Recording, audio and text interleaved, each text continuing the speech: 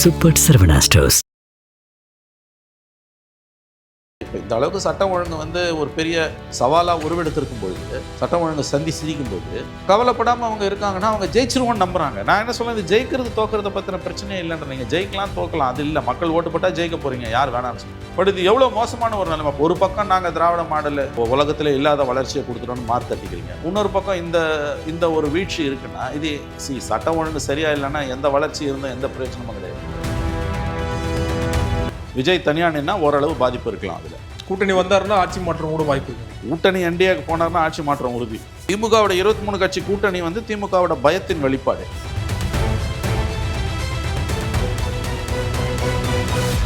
அரசியல் களம் நேயர்களுக்கு வணக்கம். இன்றைக்கு நம்மோடு நேர்காணலுக்காக மூத்த பத்திரிகையாளரும் அரசியல் திறனாய்வாளருமான திருமதி மணி அவர்கள் நம்மோடு இருந்திருக்கார். அவரோடு பேசலாம். சார் வணக்கம். வணக்கம். தொடர்ச்சியா திமுக ஆட்சியில் சட்ட ஒழுங்கு சரியில்லை அப்படிங்கிறதா எதிர்க்கட்சியோட பிரதானமான குற்றச்சாட்டாக இருக்குது. கடந்த 2 நாட்களில் பார்த்தீங்கன்னா மதுராந்தகம் அருகே 14 வயது சிறுமி கூட்டு பாலியல் பலாத்காரம், இன்னொரு பக்கம் தூத்துக்குடி மாவட்டத்தில் விளாத்திக்குளம் பக்கத்தில் +2 மாணவி வந்து பலாத்காரம் செய்யப்பட்டு கொலை செய்யப்பட்டிருக்காங்க. இது 2 நாட்களில் வந்த செய்தி. எதிர்க்கட்சி தலைவர் எடப்பாடி பழனிசாமி அவர்கள் வந்து குற்றவாளிகள் வந்து திமுக அரசு காப்பாற்ற முயற்சி பண்ணுறேன்னு சொல்லியிருக்காரு. உங்களோட பார்வை என்ன சார்? இல்லை, இது ஒரு சிக்கலான டெவலப்மெண்ட்டு தாங்க. ஒரு சம்பவம் இன்றைக்கி ஏதோ வந்து ஃபேக்குன்றாங்க. அது ஃபேக்குன்றது உண்மையா அல்லது ஆக்சுவலாகவே அது உண்மையான்னு நமக்கு தெரியல. சென்னையில் ஒரு கல்லூரி மாணவி பாலியல் வன்புணர்வு செய்யப்பட்டதாக ஒரு தகவல் வந்து அன்புமணி ராமதாஸ் அதுக்கு ஸ்டேட்மெண்ட் கொடுத்தாரு. இப்போ வரக்கூடிய செய்தி வந்து அது ஃபேக்குன்றாங்க. இதில் எது உண்மை எது பொய்ன்னு நமக்கு தெரியாது. அந்த சம்பவத்தை தவிர்த்துட்டு பார்த்தா விளாத்திக்குளம் இன்சிடென்ட்டு, அதுக்கப்புறம் இன்னும் சில இன்சிடென்ட்ஸ்லாம் நீங்கள் மதுராந்தகம், அப்புறம் இந்த கடந்த 10 நாட்களில் 4-5 சம்பவங்கள் நடந்திருக்குது. ஒரு 70 வயது முதியவரை அடித்து கொலை செஞ்சுட்டு 60 வயது மூதாட்டிய பாலியல் வன்புணர்வு செய்கிறாங்கன்னா இது எல்லாத்துக்கும் இந்த அரசு கை கழுவிட்டு எதுக்குமே பொறுப்பு இருக்க முடியாது. தனி மனித படுகொலைகள் அப்படின்னு தப்பிச்சிட முடியாது. இது இன்னொரு பக்கம் சாதி வன்கொடுமை, தலித்துகளுக்கு எதிரான கொடுமை, ஆதிக்க சாதிகள் வெளிப்படையாக போய் போன வாரம் மட்டும் ஒரு 3 சம்பவங்கள் நடந்தது. சின்ன பசங்க போய் ஏற்கனவே சின்னதுரை இஷ்யூவில் கைது செய்யப்பட்டு சிறுவர் சீர்திருத்த பள்ளியிலேருந்து விடுதலையாகி வந்து திரும்பவும் அதே காரியத்தை செய்கிறான்னா அப்போ எந்த மாதிரியான சட்டம் ஒழுங்கு பராமரிக்கப்படுது? அவங்கள ஏன் கண்காணிப்பில் வைக்கல? அது இதை விட சீரியஸானது. அங்கொன்றும் இங்கொன்றும் நடக்கிறது சம்பவங்கள்னு இதை ஓகே, அரசாங்கம் சொல்கிறத ஏற்றுக்கிட்டா ஒரு ஐசோலேட்டட் இன்சிடென்ட்ஸுன்னு தலித்துகளுக்கு எதிரான சாதிய அடக்குமுறை, சாதிய வெறியர்களோட தாக்குதலை வந்து நியாயப்படுத்தவே முடியாது. அது முழுக்க அரசோட தோல்வி, 100% அரசோட தோல்வி. அந்த குறிப்பிட்ட பகுதிகளில் வந்து காவல்துறை அதிகாரிகளை வந்து நியமிக்கும் போதே வர பிரச்சனையாக இருக்குது.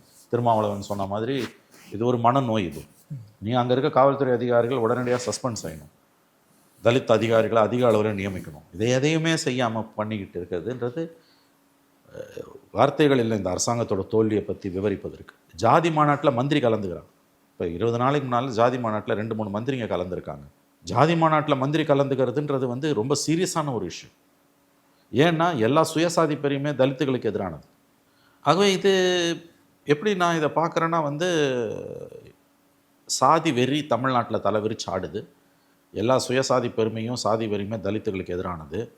அதை தடுக்க வேண்டிய அரசு வந்து தவறிவிட்டது ஒன்று. இன்னொரு பக்கம் வந்து இதெல்லாம் தனி மனித கொலைகள்னு எல்லாத்தையும் கடந்து போக முடியாது. எப்படி வந்து ஹார்டன்டு கிரிமினல்ஸை வந்து இவங்க மானிட்டரிங்கில் வைக்காமல் விட்டாங்க. இப்போ கோயம்புத்தூரில் அந்த பெண் பாலியல் வன்புணர்வு பண்ணப்பட்டு அவருடைய நண்பர் வந்து அடிக்கப்பட்ட அந்த கேஸில் இப்போ தான் போனவங்க சனிக்கிழமை தண்டனை கொடுக்கப்பட்டது. அதில் செஞ்சவங்க 3 பேருமே ஹிஸ்ட்ரி ஷீட்டர்ஸ். அவன் இப்போ வெளியில் வந்து சுற்றிட்டு இருக்கான். நீங்கள் இப்போ என்ன கண்காணிப்பில் வச்சுங்க நீங்கள்? இப்போ முழு அளவிலான தோல்வி இது. அதுவே சீரியஸ்லி ராங். தனக்கு தானுமே பெருமை பேசுகிற, தனக்கு தானே தினமும் மாலை போட்டுக்கிற இந்த திராவிட மாடல் ஆட்சி வந்து மக்கள் மன்றத்தில் பதில் சொல்ல வேண்டிய ஒரு இடத்துல தான் இருக்குது. இதே இன்றைக்கி எடப்பாடி பீரியடில் நடந்திருந்ததுன்னா திமுக வானத்துக்கும் பூமிக்கும் குதிச்சிருக்கோம். திமுக ஆட்சியில் நடக்கும்போது வெறும் ஸ்டேட்மெண்ட் மட்டும்தான் எடப்பாடியால் ஓட முடியுது. ஏதாவது ஒரு கூட்டத்தில் 2 கூட்டத்தில் பேச முடியுதே தவிர அதை தாண்டி போய் இந்த அரசாங்கத்தை வந்து மென்னியை பிடிச்சி அரசாங்கத்தை குற்றவாளி குண்டலை ஏற்றுற அளவுக்கான அரசியல் வல்லமை எடப்பாடிக்கு இல்லை. மீடியா, தமிழ்நாட்டு மீடியா 90% மீடியா வந்து ஆட்சியாளர்களோட காலடியில் உட்காந்துருக்கிற ஒரு கொத்தடிமையாக மாறி போனதால் அவங்களும் இதை பெருசு பண்ணுறதில்ல. எதிர்கட்சிகள் வலிமையாக போராட்டம் பண்ணால் media will be forced to take it. எதிர்கட்சிகள் வந்து போதிய அளவு போராடாததால் மீடியாவுக்கு அது லாபமாக போயிடுது. மீடியா தனிப்பட்ட முறையில் பார்த்தா ஆல்ரெடி 90% மீடியா திமுக கிட்ட வந்து காம்ப்ரமைஸ் ஆகி வேலை போய் இருக்குது. அதனால் இது வந்து விவாதிக்கப்பட வேண்டிய அளவுக்கு விவாதிக்கப்படலை. இன்றைக்கு எலெக்ஷன்ஸ் இன்னும் 40 நாளில் எலெக்ஷன்ஸ் நடக்கக்கூடிய சூழ்நிலையில் இந்த மாதிரியான சம்பவங்கள் என்பவை வந்து ரொம்ப ரொம்ப கொடூரமானவை. அரசாங்கம் எப்படி தைரியமாக இயங்க முடியுது? ஏன்னா எதிர்க்கட்சிகளுக்கு முதுகெலும்பு இல்லை, பத்திரிகைகள் வந்து மீடியா வந்து சுயமரியாதை இழந்து விலை போனதால் அரசாங்கம் தைரியமாக இருந்துக்கிட்டு இருக்குது. எலெக்ஷனை வச்சுக்கிட்டு இந்த அளவுக்கு அலங்கோலம் சட்டம் ஒழுங்கில் இருக்குன்னா 7 மாதமாக டிஜிபி இல்லைங்க, அதை பேச மாட்டேன்றான் எவனுமே பேச வேண்டிய அளவுக்கு. தமிழ்நாடு வரலாறுலேயே கிடையாதுங்க. அதிகாரிகளுக்கா பஞ்சம் உங்களுக்கு. நியமிக்கிறதுல என்ன பிரச்சனை நினைக்கிறீங்க? தனக்கு தோதான டிஜிபி இல்லை, அதனால் நியமிக்க மாட்டேன்றாங்க. இது தமிழ்நாட்டில் மட்டும் இல்லை, இந்தியாவில் கிட்டத்தட்ட ஒரு 5-6 மாநிலங்கள், அதுக்கும் மேலேயே கூட இருக்கலாம், பொறுப்பு டிஜிபியை போட்டு தான் வண்டியை ஓட்டிகிட்டு இருக்காங்க. ஹைரார்க்கியில் 7ஆவதாக இருக்கவரை தூக்கி பொறுப்பு டிஜிபின்னு போட்டிருக்காங்க வெங்கட்ராமன். உத்தரப்பிரதேசத்தில் 19ஆக இருக்கவனை தூக்கி போட்டிருக்காங்க, அங்கேயும் இதே சிக்கல். தெலுங்கானாவில் இதே பிரச்சனை, பஞ்சாபில் இதே பிரச்சனை, கர்நாடகாவில் இதே பிரச்சனை, வெஸ்ட் பெங்கால் இதே பிரச்சனை. இப்போ இப்படி சொன்னதே ஒரு 5-6 ஸ்டேட் வந்துடும். இதை தாண்டி ஒரு 2-3 ஸ்டேட்டு, கிட்டத்தட்ட ஒரு 7-8 மாநிலங்களில் இந்த அவலம் அரங்கேறிக்கிட்டு இருக்குது. மற்ற மாநிலங்கள் இருக்கட்டும், திராவிட மாடல் ஆட்சி இல்லை, ஐரோப்பிய மாடலை விட பெஸ்ட் மாடல் இல்லை, இந்தியாவோட வளர்ச்சி விகிதத்தை விட எங்களுடைய வளர்ச்சி விகிதம் ஒப்பாரும் மிக்காரும் இல்லாத உலகத்திலே இப்படி ஒரு மாநிலம் இருந்தது இல்லைன்றீங்கல்ல. ஒரு 7 மாதமாக ஒரு ஃபுல் டைம் டிஜிபியை போட முடியலன்னா அப்போ என்ன நிர்வாகம் நடக்குது? அப்போ நீங்கள் நல்லா கவனிங்க, இந்த சட்டம் ஒழுங்கு சீர்குலைவையும் ஃபுல் டைம் டிஜிபி இல்லாததையும் நம்ம பிரித்து பார்க்க முடியாது. இதை பேசும்போது இதை பேசி தான் ஆகும். தமிழ்நாடு வரலாறுலேயே கிடையாதுங்க. சங்கர் ஜிவால் ஆகஸ்ட் 31 ரிட்டையர் ஆகி போனார். எவ்வளோ நாள் ஆகுது இன்னைக்கு? 4-3 7 மாதம் ஆகுது. 7 மாதமாக டிஜிபி இல்லை. அது என்ன மாதிரியான இப்போ அடுத்த லெவலில் டிஜிபி லெவலுக்கு போக வேண்டிய இந்த சீமா அகர்வால் ஓய்வு பெற போகிறாங்க. ஏன்னா புதுசாக இப்போ தான் லிஸ்ட்டு போயிருக்கின்றாங்க. கண்டெம்ட்டை தைரியமாக ஃபேஸ் பண்ணுறாங்கங்க. நீதிமன்ற உத்தரவுகளை பற்றி கவலையப்படாமல், அது உச்ச நீதிமன்ற உத்தரவோ உயர்நீதிமன்ற உத்தரவோ சுப்ரீம் கோர்ட்டோ மெட்ராஸ் ஹைகோர்ட்டோ கூசாமல் நான் அதை இம்ப்ளிமெண்ட் பண்ண முடியாதுன்றாங்க. கண்டெம்ட்டை ஃபேஸ் பண்ணுறோன்றாங்க. அப்போ இந்த போக்கு வந்து எவ்வளோ ஆபத்தான போக்கு. நேரு மேலே எஃப்ஐஆர் போடுன்னு சொன்னால் போட மாட்டேன்றாங்க. சரி, போடலைன்னா நீ சுப்ரீம் கோர்ட்டுக்கு போய் ஸ்டே வாங்கியிருக்கணும். அதுக்கும் போல கண்டெம்ட் இன்பதுரை ஏடிஎம்கே எம்பி போய் போட்ட கேஸில் வரும்போது கூசாமல் என்ன சொல்கிறாங்க, ஜட்ஜு கேட்குறாரு. அந்த சீஃப் ஜஸ்டிஸ் அவர் ட்ரான்ஸ்ஃபர் ஆகி போய் வேறு ஜட்ஜு வந்துட்டார். அதே ஜட்ஜு கிட்ட போகும்போது அவர் கேட்குறாரு, நீங்கள் போய் ஸ்டே வாங்கினீங்களான்றாரு. இல்லைன்றாங்க. அப்போ நீங்கள் நான் சொன்ன ஆர்டரை நீங்கள் இம்ப்ளிமெண்ட் பண்ணியிருக்கணும். இல்லை, நாங்கள் ரெவ்யூ பெட்டிஷன் போடுவோம். ஒரு புது தந்திரத்தை கடைப்பிடிக்கிறாங்க. ரெவ்யூ பெட்டிஷன் எப்போ எவனாவது கண்டெம்ட் போட்டு 3 வாரம் பொறுத்து வரும்போது ரெவ்யூ பெட்டிஷன் போடாமல் 2 வாரம் இழுப்பாங்க. ஏன்? எஃப்ஐஆர் போட்டால் அடுத்து இடி உள்ளே வந்துடும். இடி உள்ளே வந்தால் நேரு ஜெயிலுக்கு போவார். அவன் இதை வச்சு விளையாடுறான் இடி. இவங்க இஷ்டத்துக்கு இவங்க விளையாடுறாங்க. அதே நீதிமன்ற உத்தரவுகள் காற்றில் சர்வசாதாரணமாக பறக்க விடப்படுது. திருப்பரங்குன்ற இஷ்யூவில் அப்படி தான். நீ போய் ஸ்டே வாங்கிட்டு வந்திருக்கணும். ஸ்டே வாங்கல, இம்ப்ளிமெண்ட் பண்ண முடியாதுன்றாங்க. பாசிச பாஜக உள்ளே வந்துடும். சரி, எஃப்ஐஆர் நேரு விஷயத்தில் போடலை, கண்டெம்ட்டு. இதுவும் கண்டெம்ட்டு. திருப்பரங்குன்றம் கண்டெம்ட்டு, நேரு விஷயம் கண்டெம்ட்டு, டிஜிபி அப்பாயின்மெண்ட்டில் சுப்ரீம் கோர்ட்டில் 2 கண்டெம்ட். அப்போ இது எல்லாத்தையும் வச்சு பார்க்கும்போது யாருக்கு கட்டுப்பாட்டில் நிர்வாகம் இருக்குது? இப்போ சட்டம் ஒழுங்கு சந்தி சிரிக்கிறத பற்றி பேசும்போது 7 மாதமாக டிஜிபியே இல்லையே. Media complete collapse. பாரம்பரியமிக்க ஊடகங்கள் திமுக வரிஞ்சு கட்டிட்டு திமுக காங்கிரஸ் கூட்டணியில் பிரச்சனை வந்ததுன்னா திமுகவுக்கு சொம்படிச்சு காங்கிரஸை தலையில் தட்டி தலைங்க எழுதுகிற ஹிண்டு பத்திரிக்கை 7 மாதமாக டிஜிபி இல்லாமல் மாநில நாரி இருக்குது. ஒரு தலைங்க எழுதியிருப்பானா? ஏன்னா ஓனரே வந்து ஆட்சியாளர்கள் பின்னால் ஓடிக்கிட்டு இருக்காரு. இந்த மாதிரி ஒரு அவலம் நடந்திருக்காங்க தமிழ்நாட்டில். இவ்வளோ பெரிய பாரம்பரியம் மிக்க பத்திரிக்கை, 140 ஆண்டு கால பத்திரிக்கை, சுதந்திர போராட்ட காலத்தில் மிக முக்கிய பங்காற்றிய பத்திரிக்கை. அதுக்கு ஏன் இந்த அளவுக்கு அந்த பத்திரிக்கை தரம் தாழ்ந்து போக வேண்டிய அவசியம்? பொழுதுனைக்கும் சீஃப் மினிஸ்டர் பின்னால் சுற்றுறது தான் அந்த டைரக்டரோட வேலையாக இருக்குது. திமுக காங்கிரஸ் விவகாரத்தில் உள்ளே பூந்து திமுகவுக்கு சொம்படித்து காவடி தூக்கி முட்டு கொடுத்து தலைங்க எழுதுறாரு. இவ்வளோ அவலங்கள் நடக்குது. இதை பற்றி ஒரு தலைங்க எழுதியிருப்பானா ஹிண்டு பத்திரிக்கை? பாசிச பாஜகன்னா முண்டி அடிச்சுட்டு வந்து எழுதுறான்ல. அப்போ மீடியா கம்ப்ளீட் சரண்டடு. எதிர்கட்சிகளுக்கு இனோவேஷன் இல்லை. விஜய் மாதிரி இருக்கவங்க சும்மா வாய் சொல்லா போயிடுறாங்க. களத்தில் இறங்கி வந்திருக்கணும். அவங்க தமிழ்நாடு பூரா போராட்டத்தை பண்ணியிருக்கணும்ல. அப்போ இது நிறைய பிரச்சனைகள் சட்டம் ஒழுங்கில் இருக்குங்க. காவல்துறை உள்ளே இருக்கக்கூடிய பல பிரச்சனைகளை அரசு வந்து கண்டுகொள்ளவில்லை. அதை அட்ரஸ் பண்ண மறுக்குது. அவங்களுக்கு பணிச்சுமை அதிகமாக இருக்குது, ஒர்க் ஹவர்ஸ் அதிகமாக இருக்குது, ஆள் பற்றாக்குறை பயங்கரமாக இருக்குது, உள்ளுக்குள்ள அரசியல் தலையீடு அதிகமாக இருக்குது. இடையில விடுமுறைலாம் சொன்னாங்க, அதெல்லாம் சும்மா வாய் வார்த்தைங்க. சைலேந்திர பாபு இருக்கும்போது வரும். அதெல்லாம் எங்கேயுமே யாருமே இம்ப்ளிமெண்ட் பண்ணலைங்க. ஆடலி முறையை ஒழிக்கணும்னு இது வரைக்கும் எத்தனை உத்தரவு போட்டிருப்பாங்க. ஒழிச்சிட்டோம்னு பேசுகிறாங்க. ஒரு வாரத்துக்கு முன்னால் கடலூர்லேருந்து ஒரு இன்ஸ்பெக்டர் அஃபிடேவிட் போட்டிருக்காரு, ஆடலி முறை அப்படியே தான் இருக்குது, ஒழிக்கலன்னு. 4 நாளைக்கு முன்னால் ஹைகோர்ட்டில் வரும்போது ஹைகோர்ட் மறுபடியும் வார்ன் பண்ணுது. எந்தெந்த அதிகாரிகள் இதை ஆடலிஸை வச்சுருக்காங்களோ அவங்களெல்லாம் கடுமையான நடவடிக்கை. ஒன்றுமே பண்ண முடியலையே. ஓய்வு பெற்ற அதிகாரி 30 வருஷமா இல்லை, ஓய்வு பெற்ற அதிகாரி வீட்டில் 6 ஆடலி 7 ஆடலி இருக்கானாங்க. என்னங்க நியாயம் இதெல்லாம்? இது பிரிட்டிஷ் சிஸ்டம், இது ஃபியூடல் சிஸ்டம். அது ரிட்டையர்ட் சர்விங் ஆஃபீஸர் இல்லை, ரிட்டையர்டு ஆஃபீஸர், டிஜிபி ஏடிஜிபி வீட்டிலலாம் இருக்கான்றாங்க. அவர் சொல்கிறார், அந்த இன்ஸ்பெக்டர் சொல்கிறாரு, சர்விங் இன்ஸ்பெக்டர் சொல்கிறாரு. எங்கே சொல்கிறாரு? கோர்ட்டில் சொல்கிறாரு. ஏன்னா அது பிரமாண பத்திரத்துக்கு மதிப்பு அதிகம். பொய் சொன்னான்னா ஜெயிலுக்கு போவான். சும்மா நம்ம பேசுகிற மாதிரி வாயில் பேசிட்டு போயிட முடியாது. இப்போ இவ்வளவு சிக்கலை வச்சுக்கிட்டு இதை பற்றி பேச முடியல திராவிட மாடலில். ஆகவே சட்டம் ஒழுங்கு ஒரு சீரியஸ் கன்சர்னுங்க. அது ஆட்சியாளர்கள் வந்து அதை பற்றி கவலையே படலை. இதில் கொடுமை என்னென்னா, திமுகவோட கூட்டணி கட்சிகள் இந்த அளவுக்கு கற்பனை பண்ண முடியாத அளவுக்கு திமுகவோட ஒரு அங்கமாக, கொத்தடிமையாக, தொங்கு சதையாக, நிலைய வித்வானுங்களாக மாறி போனதுன்றது வந்து சொன்னால் கோவம் வரும் அவங்களுக்கு. ஒரு சீட்டு 2 சீட்டுக்கு மல்லு கட்டுறாங்க. அது இல்லாட்டி தான் உங்களுக்கு என்ன நான் கேட்குறேன். அப்படியே புரட்சி வெடிக்க போதா போய் 6 சீட்டு இப்போ 5 சீட்டு ஆகிட்டாங்கன்றாங்க. மதிமுக 6 சீட்டு 4 சீட்டு 4ல் 3 திமுக. ஏங்க 3 உதயசூரியன் 1 மதிமுகனா ஆக்சுவலாக ஒரு சீட்டுக்கா இவ்வளோ அலம்பல மதிமுகவில்? ஒரு சீட்டுக்கு தான் இவ்வளோ அட்டகாசம், இவ்வளோ ஆர்ப்பாட்டமா? அது இருந்தால் என்ன, இல்லாட்டி என்ன? அப்போ திமுக வந்து பிஜேபி எப்படி தன் தோழமை கட்சிகளை விழுங்குதோ அதை விட அதிகமாக திமுக தன்னுடைய தோழமை கட்சிகளை விழுங்குதுன்ற புரிதல் இந்த கட்சிகளுக்கு ஏன் இல்லை? இதை மீறி எதனால் இவங்க நிற்கிறாங்க? வெறும் பாசிச பாஜகன்றது மட்டுமா, அல்லது வேற காம்ப்ரமைஸ் பண்ணியிருக்காங்களா இவங்க? திமுக கூட்டினா நம்ம ஈஸியாக வெற்றி பெற்றலாம் அப்படின்னு என்னத்த நீ ஜெயிச்சு இப்போ 4 குத்து 2 தான் ஜெயிப்ப, இல்லை 1 ஜெயிப்ப. சிபிஐ சிஎம்க்கு 4ன்றாங்க. 4 சீட்டுனா எவ்வளோ தெரியுமாங்க? 234 சீட்னா 4 சீட்டுனா லெஸ் தென் 2%. 2% கீழே, சட்டமன்றத்தில் 2% கீழே தான் நீ போட்டி போடுவேன்னா நீ எதுக்கு போட்டி போடுற? அங்கே போய் என்ன புரட்சி வெடிக்க வைக்க போறியா? மார்க்ஸுக்கு கன்னிமரா நூலகத்தில் செலை வச்சுட்டு கம்யூனிஸ்டுகளை உள்ளே வச்சு திமுக அழிக்குது இல்லையா? சிலையா முக்கியம்? சாம்சங் தொழிலாளர்கள் போராட்டத்தில் சங்கத்துக்கு அங்கீகாரம் கொடுக்க மாட்டேன்னு எவ்வளோ சிக்கல் பண்ணி அவங்கள போட்டு அடித்து ராத்திரியோட ராத்திரியாக அவங்கள இழுத்துட்டு போய் உள்ளே போட்டு மிதித்து கோர்ட்டில் போய் கடைசியில் சங்கத்தை அங்கீகரிக்கிறதை தவிர உனக்கு வேறு ஆப்ஷனே கிடையாது, சட்டம் சொல்லுதுன்னு சொன்ன பிறகு, அவ்வளவு நெடிய போராட்டத்துக்கு பிறகு சங்கத்துக்கு அங்கீகாரம் கொடுக்குற ஒரு அரசு மார்க்ஸுக்கு செலவு வைக்குதுன்னா இது என்ன போலித்தனம்? இது 6 சீட்டுன்றது என்ன உனக்கு? 2%, 2%க்கு கீழே, 2% அதிகபட்சம். இன்றைக்கி அது கீழே போகுது. 4 சீட்டுன்றாங்க. 4 சீட்டுனா 1.75%. 2% கீழே நீங்கள் சீட்டு வாங்கி என்ன பண்ண போகிறீங்க? ஏதாவது அர்த்தம் இருக்கா இதுக்கு? ஆகவே இவ்வளவு தூரம் உங்களுக்கு வந்து மக்கள் பிரச்சனை நம்ம எதிர்க்கணுன்றதுக்காக எதிர்க்க சொல்லலை. பாஜக எதிர்ப்பு அடிப்படை, அதில் சந்தேகமே இல்லை. அதில் ஸ்டாலின் தலைமையிலான கூட்டணி வந்து தெளிவாக இருக்குது, பாராட்டுகிறோம், சல்யூட், சந்தேகம் இல்லை. ஆனால் இங்கே நடக்கக்கூடிய இத்தனை அவலங்களுக்கும் இங்கே ஒரு ஆளுங்கட்சி இருக்குது.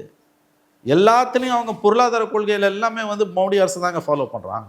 இந்த நாள் வந்து ஒரு அறிவிப்பு பார்த்தீங்களா, இனிமேல் அரசு மருத்துவமனைகளில் நிரந்தர பணி என்பதே கிடையாது. மருத்துவர்களை தவிர, டாக்டர்ஸை தவிர completely no permanent appointment. In fact அது 2021-22 ஒரு ஜிஓ வந்து எங்கேயுமே பர்மனெண்ட் அப்பாயின்மெண்ட் இல்லைன்னு போட்டான். அப்போ இது இந்த கொள்கையை வச்சிருக்க ஒரு அரசை நீ எப்படி ஆதரிப்பேன்றாங்க கம்யூனிஸ்டுகளை கேட்குறாங்க. இது தெரியல, தப்புன்னா சொல்லுங்கள். இவ்வளோ பெரிய இது அதிமுக பாமக கூட இவ்வளோ பெரிய கொள்கை சித்தாந்தம் பேசலை, வாய் கீழே பேசுகிறீங்கல்ல. மார்க்சிசம், கம்யூனிசம், சோசியலிசம்ன்ட்டு, தொழிலாளர் ஒற்றுமைன்னு, பணி பாதுகாப்புன்னு, அத்தனைக்கும் எதிராக இந்த திமுக அரசு செயல்பட்டு இருக்கு. அப்போ அதை மீறி எப்படி போய் நீங்கள் நிற்கிறீங்க? மார்க்ஸுக்கு செலவு வைக்கிறது, நல்ல கணக்கு வீர வணக்கம் செலுத்துறது, இதுவா அளவுகோல் உங்களுக்கு? நடைமுறை அதுக்கு நேர் எதிராக இருக்குல்ல. அப்போ எத்தனை நாளைக்கு இந்த பாசிச பாஜகன்ற இந்த கேடயத்தை வச்சுக்கிட்டு, இந்த முழக்கத்தை வச்சுட்டு எத்தனை நாளைக்கு இதை நீங்கள் அனுமதிக்க போகிறீங்க? அப்போ இவ்வளவு முரண்பாடுகளுக்கு மத்தியில் சட்டம் ஒழுங்கு ஒரு சீரியஸ் இஷ்யூவாக வந்துட்டு இருக்கு. இந்த சட்டம் ஒழுங்கு சந்திச்சிருக்கிறத பற்றி கூட்டணி கட்சிகள் ஏன் வாய் திறக்கல? இதில் தலித்துகளுக்கு எதிரான கொடுமைகள் நாளுக்கு நாள் அதிகமாகிட்டு இருக்குது. ஓரளவு திரும்ப பேசுகிறாரு, அவரால் அதை மாரி போக முடியல. இப்போ அவர் 6 சீட்டை காப்பாற்றிக்க போராடிட்டு இருக்காரு. இவங்களுக்காவது 4, அவர் வந்து ஒரு 7 சீட்டாக தேமுதிக கொடுத்த விட கூட வரணும், கொடுக்க மாட்டாங்க. ஆகவே இந்த அரசு, திமுக அரசு முரண்பாடுகளின் மூட்டையாக இருந்து கொண்டிருக்கிறது. பாசிச பாஜகன்னு சொல்லிக்கிட்டு அந்த மதவாத விஷயம் ஒன்றை தவிர மற்ற எல்லா விஷயத்துலையும் பாஜகவோட செயல்முறைகளை அப்படியே கடைபிடித்து கொண்டிருக்கக்கூடிய இந்த திமுக அரசுக்கு இந்த கூட்டணி கட்சிகள் இந்த அளவு முட்டு கொடுப்பதும், ஜால்ரா போடுறதும், இவர்களுக்காக பரிந்து பேசுவதும் வெட்கக்கேடானது. இது கீழே அவங்களுக்கு காட்டணும். 21 இருந்த ஓட்டு ட்ரான்ஸ்ஃபர் இப்போ நடக்காது. எங்களுக்கு பார்த்தீங்கன்னா கஞ்சா புழக்கம் அதிகமாகிடுச்சு, போதையை பழக்கத்தினால இந்த மாதிரி பிரச்சனைகள் வருது அப்படின்னு சொல்கிறாங்க இல்லையா? இல்லைங்க, அது வந்து தேசிய அளவில் இருக்க பிரச்சனைன்னு கூட நான் ஒத்துக்கிறேங்க. போதைப் பொருள் பிரச்சனை ஒரு அதை மட்டுமே வச்சு திமுக அரசை நான் குறை சொல்ல விரும்பலை. இது வந்து ட்ரக் இஷ்யூ வந்து த்ரூ அவுட் இந்தியா இருக்குது. திமுக கவர்மெண்ட்டில் கொஞ்சம் கூட போயிருக்கு, நான் ஒத்துக்கிறேன். 21க்கு பிறகு கிராமங்கள் வரைக்கும் போனது இந்த கவர்மெண்ட்டில் தான், எடப்பாடி கவர்மெண்ட்டில் கூட கிடையாது. பட் நான் அதுக்கு கூட இந்த கவர்மெண்ட்டை கூண்டில் ஏற்ற விரும்பலை. சரி, அது ஆல் இண்டியா ப்ராப்ளம் கூட நம்ம வந்து அதாவது கண்டிப்பாக இவங்க தவறு பண்ணுறாங்க, பண்ணிகிட்டு இருக்காங்க, செயலற்று இருக்காங்க, தோத்துக்கிட்டு இருக்காங்கன்றதுல சந்தேகம் இல்லை. பட் அது ஒன்றத்தை வச்சு கூட இவங்களை கூண்டில் ஏற்ற விரும்பலை.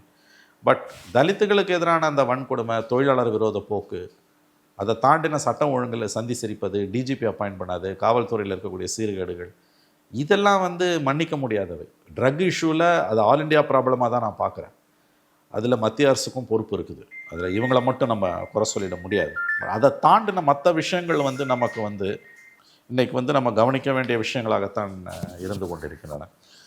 ஸோ இது அரசும் இந்த கூட்டணி கட்சிகள் அரசை நெருக்கி இருக்கணும்.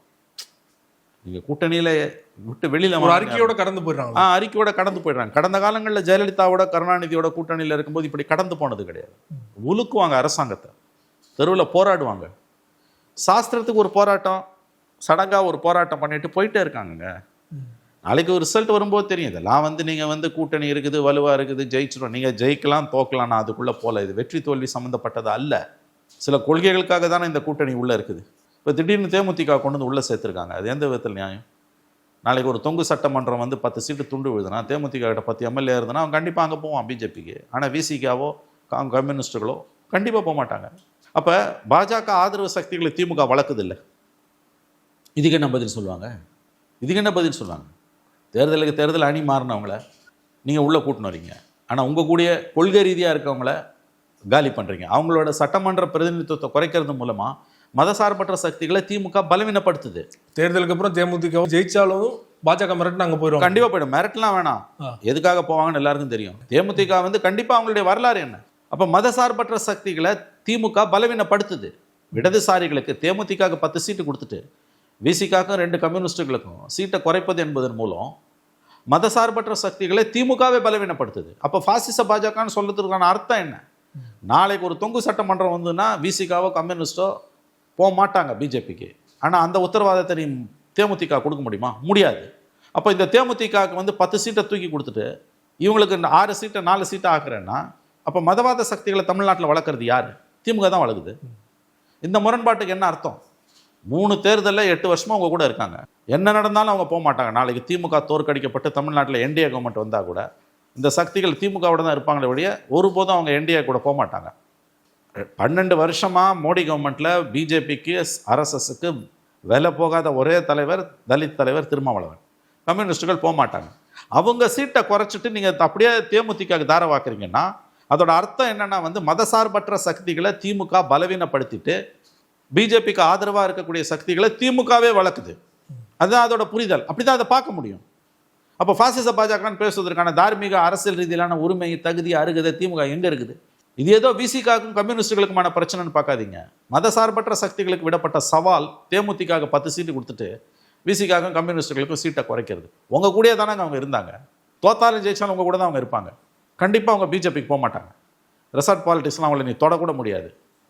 கம்யூனிஸ்டுகளையோ விசிகா எம்எல்ஏஸையோ நாளைக்கு ஒரு வேளை தொங்கு சட்டமன்றம் தமிழ்நாட்டில் வந்துன்னா ரெசார்ட் பாலிட்டிக்ஸு எத்தனை அமித்ஷா வந்தாலும் எத்தனை மோடி வந்தாலும் விசிகா எம்எல்ஏங்களையோ கம்யூனிஸ்ட் எம்எல்ஏங்களையோ கட்ட வரலால் கூட நீ தொட முடியாது.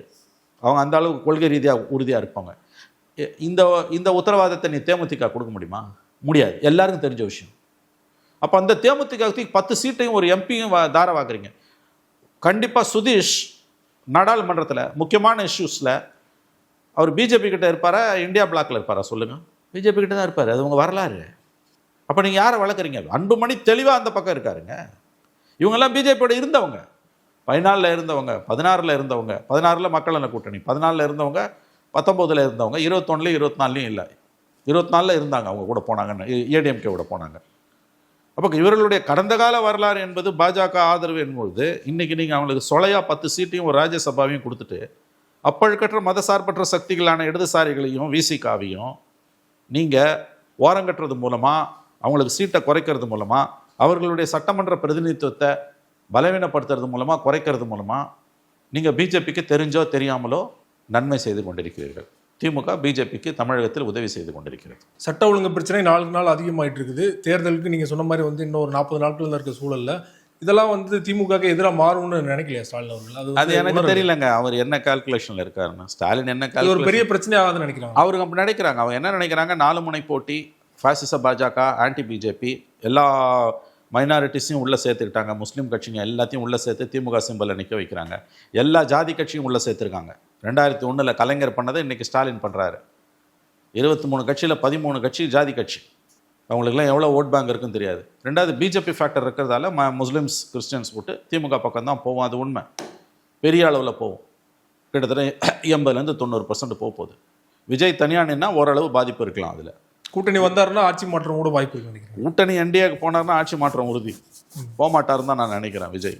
திமுகவோட 23 கட்சி கூட்டணி திமுகவோட பயத்தின் வெளிப்பாடு. அதில் 13 கட்சி ஜாதி கட்சி, ஏராளமான முஸ்லீம் அமைப்புகள், அதில் பல அமைப்புகள் கம்யூனல் ஃபோர்ஸஸ் தான் உங்களுக்கு. அவங்க எஸ்டிபிஐ பற்றிலாம் கவர்னர் என்ன பேசினார்? இன்றைக்கி நீங்கள் எல்லாரையும் உள்ளே சேர்த்துருக்கீங்க. ஆகவே இது அவங்க ஜெயிப்போன்னு நம்புறாங்க. தோல்வி பயத்தையும் தாண்டி அந்த கூட்டணி கட்சிகள்லாம் திமுக கூட்டணி போனால் தான் நம்ம ஜெயிக்க முடியும். என்டிஏ அலைன்ஸ் போனால் நமக்கு வெற்றி உறுதி இல்லை. என்டிஏக்கு முஸ்லீம்ஸ் என்டிஏக்கு போக முடியாதுங்க, பிஜேபி இருக்குது. அதான பெரிய மற்ற 23 கட்சிகள் நிறைய. ஆமா, அதில் 23 கட்சியில் ஜாதி கட்சிலாம் அங்கே சேர்த்துக்காதால இங்கே வந்திருக்கான். முஸ்லீம் அமைப்புகள் திமுகவுக்கு தான் போவான். ஏன்னா அவனுக்கு த ஃபேக்ட் இஸ் பிஜேபி இருக்க இடத்துல ஃபார் எக்ஸாம்பிள் எஸ்டிபிஐ மாநாட்டில் 25 எஸ்டிபிஐ மாநாட்டில் பிப்ரவரி மாதம் எடப்பாடி பேசினார். 26 36 46 நான் போக மாட்டேன்னாரு பிஜேபிக்கு. 2 மாதத்தில் பிஜேபி அலையன்ஸ்க்கு போனார். எஸ்டிபிஐ இன்னைக்கு இங்கே வந்துட்டாங்க. முஸ்லீம் அவுட்ஃபிட்ஸ் கண்டிப்பாக திமுக தான் வருவாங்க. அது அஃப்கோர்ஸ் எனக்கு அது புரியுது. அவங்கள பொறுத்த வரைக்கும் இது இன்றைக்கி நாடு இருக்க சூழ்நிலையில் அவங்களுடைய அச்சமும் அவர்களுடைய கவலையும் நியாயமானது. அவங்க திமுக அலையன்ஸில் இருப்பது புரிந்து கொள்ளக்கூடியது, அது நியாயமானதும் கூட. நான் ஒன்றும் குறை சொல்லலை அவங்கள. பட் இந்த ஜாதி கட்சிங்கள்லாம் இருக்குல்ல, இவங்கெல்லாம் எந்த பக்கமும் போவாங்க. அங்கே போகிறதுக்கு எடப்பாடி ஆர்வங்காட்டில் உள்ளே சேர்க்கறதுக்கு ஸ்டாலின் எல்லாரையும் வர வச்சுக்கிறாரு. வர வச்சு ஏடிஎம்கே சிம்பிளில் டிஎம்கே சிம்பிளை நிறுத்திடுறாரு. பட் அடிப்படையில் ஜாதி கட்சிகள் தான். பெரிய அளவில் அவங்களால இவங்களுக்கு லாபம் இருக்குமா நமக்கு தெரியாது. பட் உங்கள் கேள்விக்கான என்னுடைய பதில், இப்போ இந்த அளவுக்கு சட்டம் ஒழுங்கு ஒரு பெரிய சவாலாக உருவெடுத்திருக்கும் பொழுது, சட்டம் ஒழுங்கு சந்தி சிரிக்கும் போது கவலைப்படாமல் அவங்க இருக்காங்கன்னா அவங்க ஜெயிச்சிருவோன்னு நம்புறாங்க. நான் என்ன சொல்ல, இது ஜெயிக்கிறது தோக்கிறத பற்றின பிரச்சனையே இல்லைன்ற. நீங்கள் ஜெயிக்கலாம் தோக்கலாம், அது இல்லை. மக்கள் ஓட்டு போட்டால் ஜெயிக்க போகிறீங்க, யார் வேணான்னு சொன்னோம். பட் இது எவ்வளோ மோசமான ஒரு நிலைமை. ஒரு பக்கம் நாங்கள் திராவிட மாடல் உலகத்தில் இல்லாத வளர்ச்சியை கொடுத்துட்டோன்னு மாறு தட்டிக்கிறீங்க. இன்னொரு பக்கம் இந்த ஒரு வீழ்ச்சி இருக்குன்னா, இது சட்டம் ஒழுங்கு சரியா இல்லைன்னா எந்த வளர்ச்சி இருந்தும் எந்த பிரயோஜனமும் கிடையாது. அடிப்படையில் சட்டம் ஒழுங்கு நல்லா இருக்கணும். வேறு எல்லா டெவலப்மெண்ட்டும் ரெண்டாவது தான். அதுவே இல்லைன்னும் போது மற்ற பெருமைகளை பேசுறதுக்கு எந்த அர்த்தமுமே கிடையாது. உங்கள் கேள்விக்கான பதில் எஸ், அவங்க நம்புறாங்க நம்ம ஜெயிச்சிருவோன்னு நம்பிக்கை இருக்கிறதுனால மற்றதை பற்றி கவலை இல்லை. நான் தானே ஜெயிக்க போகிறேன், மக்கள் என் பக்கம் தானே இருக்காங்கன்றாங்க. வெற்றி தோல்வி மட்டுமே ஒரு ஆட்சியை பற்றின மதிப்பீட்டை முடிவு செஞ்சிட முடியாது. ரொம்ப நன்றி சார். உங்கள் நேரத்துக்கு பல்வேறு தேவைகளோட பங்கு.